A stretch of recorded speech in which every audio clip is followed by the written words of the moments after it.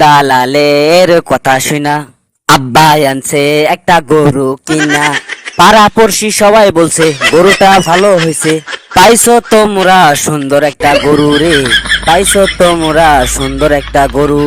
গরু তো নয় যেন গোস্তওয়ালা গরু রে, গরু তো নয় যেন গোস্তওয়ালা গরু। এ মফিস, এদিকে আয় তো। কি খবর চাচা, হঠাৎ করে আমাকে ডাকলে?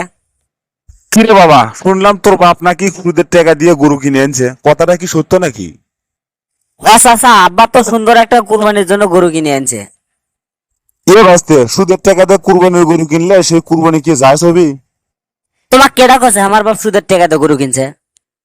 কেডা আর কবি, গ্রামের সবাই তো জানে তোর বাপ সুদ খায়, সেই সুদের টাকা দিয়ে তোর বাপ গরু কিনে নিয়ে যাচ্ছে। হ্যাঁ, আব্বা সুদ খায়, সেই সুদের টাকা দিয়ে গরু কিনে আনছে। সুদের টাকাতে গরু কিনলে কুরবানি হবে না, তোমার কেডা কইছে? এছাড়া তোরা জানিস না সুদ খাওয়া হারাম। তাছাড়া এই হারাম টাকা দিয়ে কুরবানি দিলে পরে সেই কুরবানি যায় হবে না। বলেই হলো সুদ খাওয়া হারাম। তাছাড়া টাকা দিয়ে টাকা বৃদ্ধি করা হয়, তাহলে কি হারাম হয়ে যায়? এ ভাসতে, তুই যে করছু টাকা দিয়ে টাকা বৃদ্ধি করা হয়, তোরা তো মানুষের কাছে 5,000 টাকা দিলে পরে মাসিক 500 টাকা সুদ নিস, তাহলে এই জায়গায় টাকা বৃদ্ধি করা হলো কেমনে? এটা তো সুদ খাওয়াই হলো। দূর চাচা, যদি তাই হতো তাহলে তুমি আম গাছ কিনে নিয়ে গেলে কে কালকে?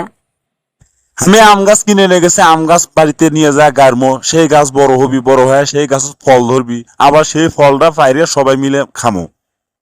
চাচা, তাহলে আম গাছটা কয় টাকা দিয়ে কিনছিলে? কালকে তো আম গাছটা 200 টাকা দিয়ে কিনছিলাম।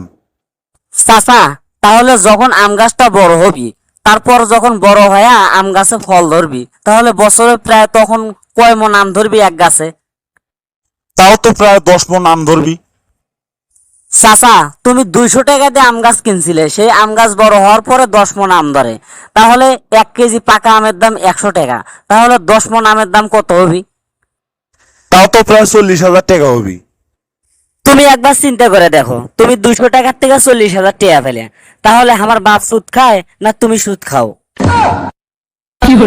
মহা মুশকিলে বললাম তো, ও ভালো কথা কবার যে আমাকে সুদখোর বানালো।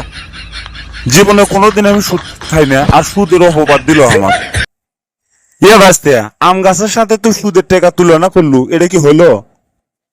তাছাড়া নিজের টাকা দিয়ে আমি আম গাছ কিনে এনে নিজের বাড়িতে গাছছি, সেই গাছে আম ধরবি, সেই আম আমি খামো, তাহলে এই জায়গা সুদ করতে আসবি? আমি তো মানুষের আম খামো না, নিজের আমি খামো, তাহলে সুদ আসবি করতে গে? ও, নিজের বেলায় 16.5 আনা, তাই না? আমার বাবা তো নিজের টাকা মানুষের কাছে দেয়, কিন্তু নেওয়ার সময় 2-4 টাকা বেশি নেয়, তাহলে কি সুদ খাওয়া হয়? চাচা, আগে নিজের সরকার তেল দাও, নিজে আগে সুদ খাওয়া বন্ধ করে তারপর মানুষকে কুপদেশ দাও। চিন্তা করা যায়, মানুষের ভালো করবেন নাই, ভালোর জন্য করলাম সুদের টাকাতে কুরবানি কিনলে সেই কুরবানি যায় সবার না। মানুষের ভালো করবে যা নিজে সুদখোর হয়ে গেলেন, কি যে করি। ঠিক আছে ভাসতে, তুই যা, তোকে উপদেশ দেওয়াই আমার ভুল হয়ে গেছে। যাক, ভালো লাগলো চাচা, নিজের ভুল তো তাও বুঝতে পারছো। আশা করি ভবিষ্যতে তুমি যাকটাকে সুদখোর বলবে না, কথাটা যেন মনে থাকে। আর হ্যাঁ চাচা, তুমি নাকি এবার কুরবানি দিবে না? এক কাম করো, ঈদের দিন সকালবেলা আমার বাড়িতে এসো, আব্বা তো কুরবানি দিবি, ওর থেকে 2-4 খান গোস্ত দমো না, ওই গোস্ত কয়েকখান নিয়ে যায় বৌসল নিয়ে শান্তি করে খাইও না। এ হারাম দাদা, তোর মতো সুদখোরের গোস্ত আমার লাগবে না। প্রয়োজনে বৌসল নিয়ে ঈদের দিনে না খায়া থাকবো, তারপরও সুদখোরের গোস্ত আমি নিব না। ঠিক আছে, সমস্যা নাই, না নিলে। আমাকে তো আর গরুর গোস্ত বেশি হবে না, আমি একলাই এক গরুর গোস্ত খাবার হয়, আর তোমার ঘর না দিলেও চলবি, সমস্যা নাই। এ হারাম দাদা, এক গরু কে 5 গরু খা, তাও আমার সমস্যা নাই, তুই আমার চোখের সামনে থেকে এখন সরে যা। তোর মতো সুদখোরের সাথে আমি আর কথা কবার চাচ্ছি না। উচিত কথা বলে দোস্ত বাজার। আচ্ছা ঠিক আছে, আমি যাচ্ছি।